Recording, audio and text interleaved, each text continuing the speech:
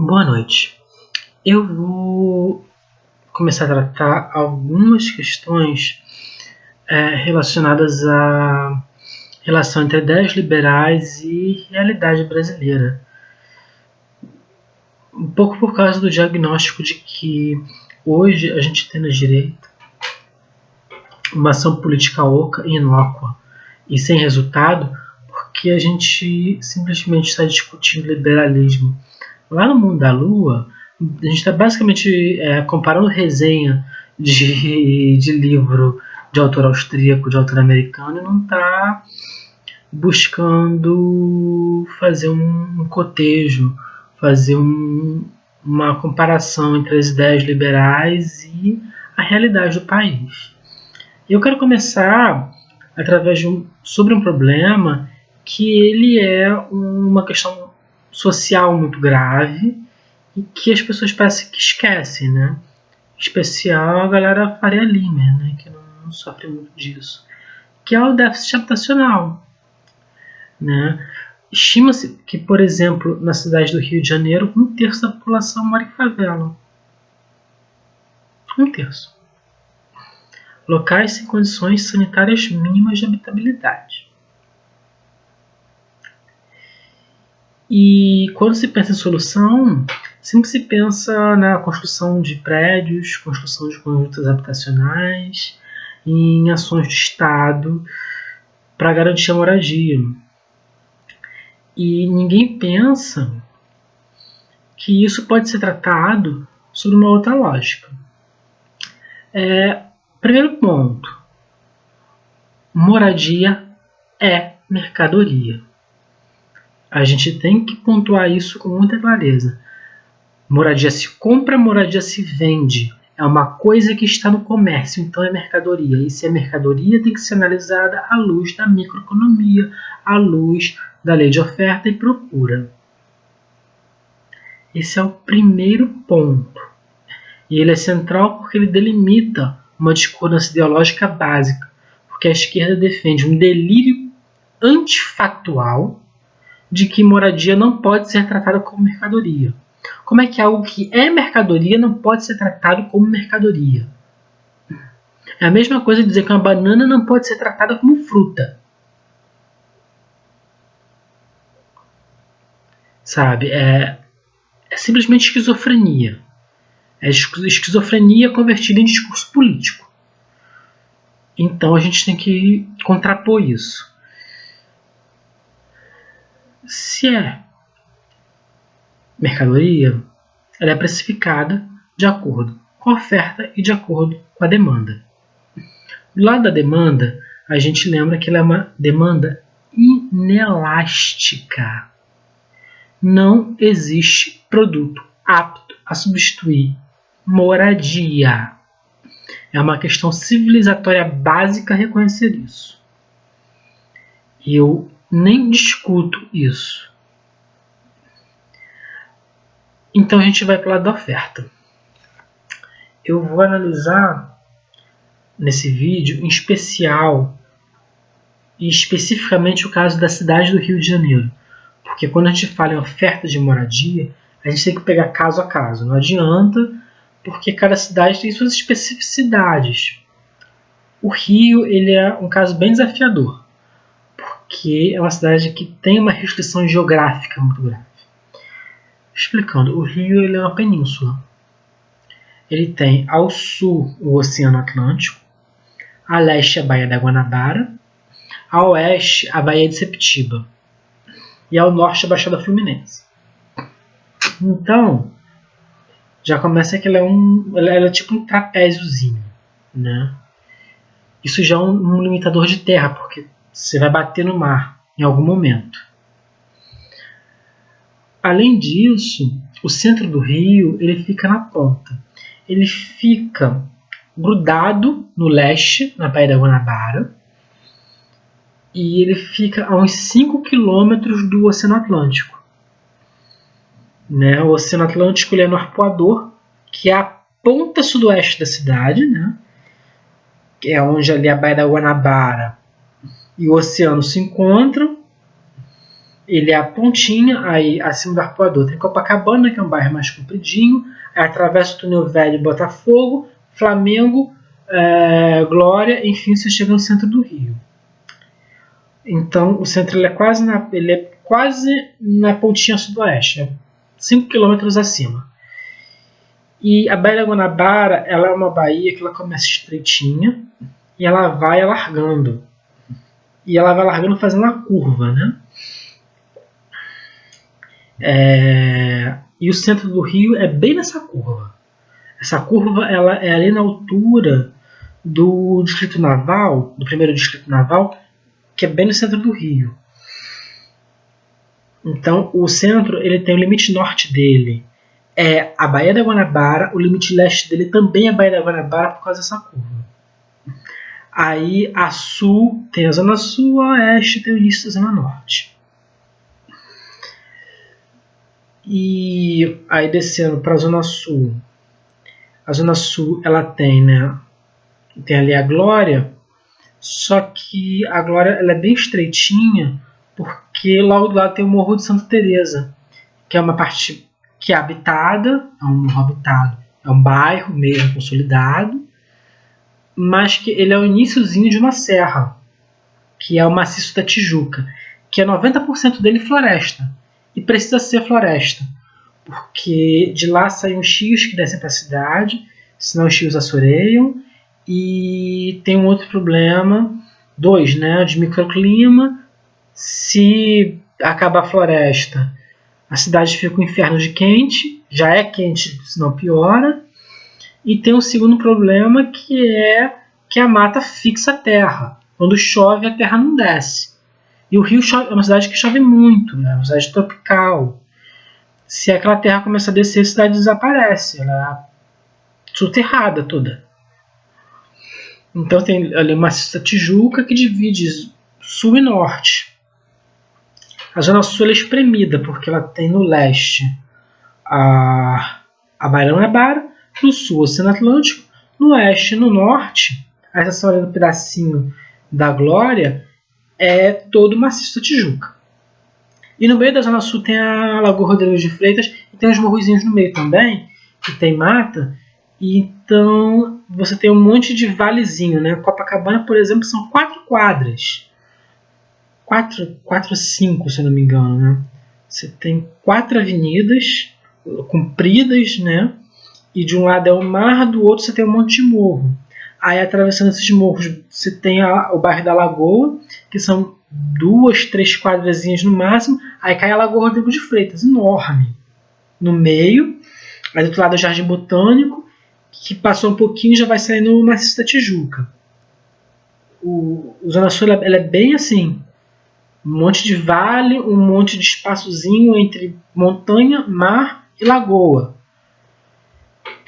que faz ela ter uma paisagem linda, mas ao mesmo tempo sem muito espaço. A Zona Norte ela é muito maior, mas ela também é limitada, porque tem a Baía da Guanabara, tem a Maciço da Tijuca e tem outras serras no meio do caminho. Tem a Serra da Misericórdia, tem a Serra dos Pretos Forros, a Serra do Engenho Novo.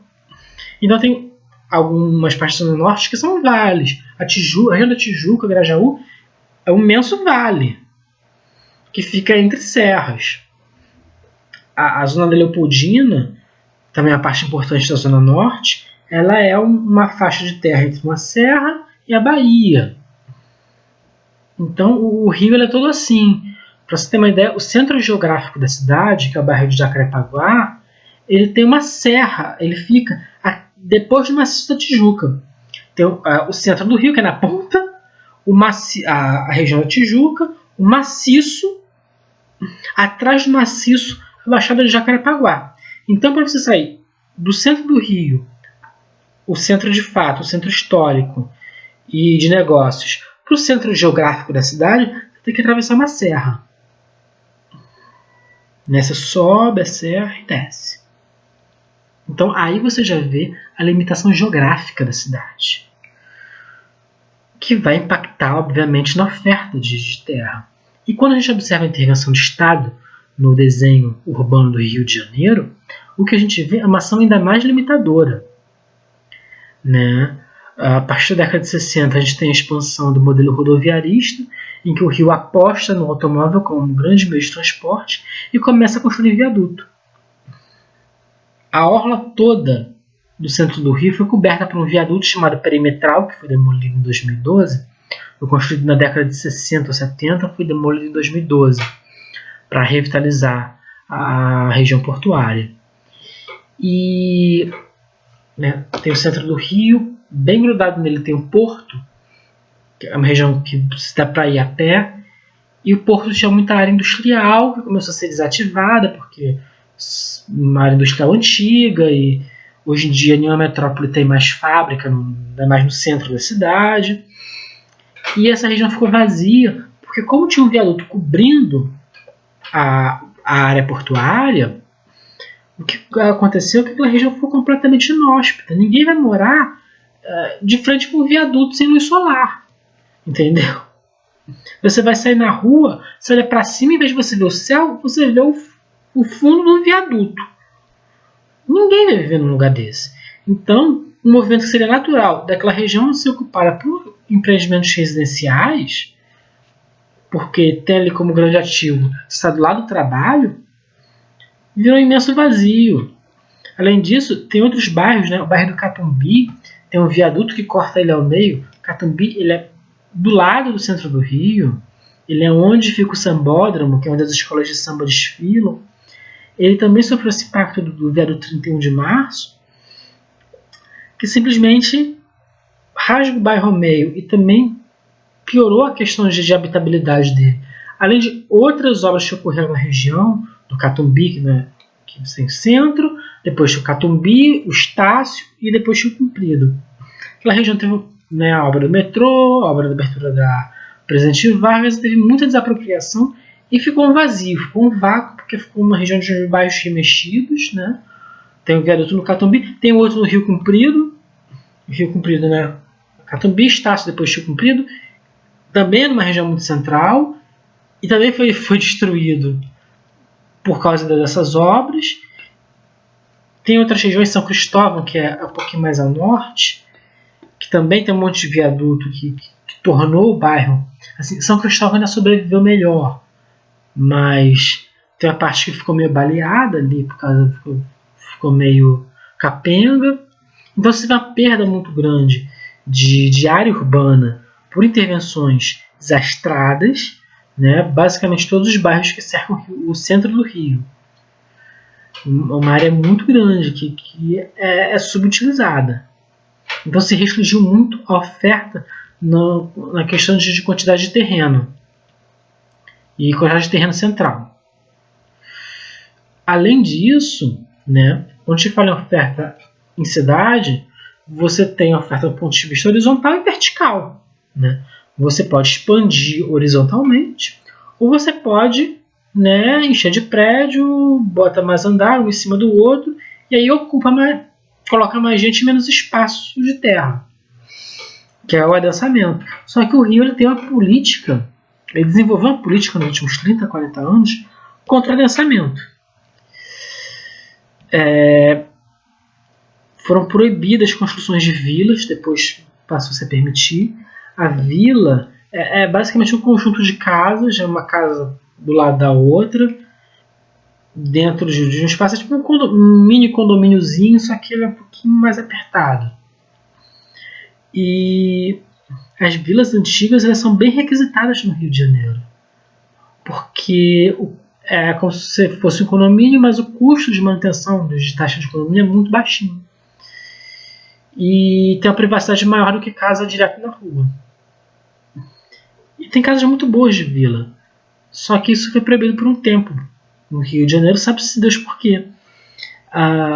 Existe uma imposição de que todos os prédios têm que ter um número mínimo de garagens, prédios construídos. Isso encarece a construção.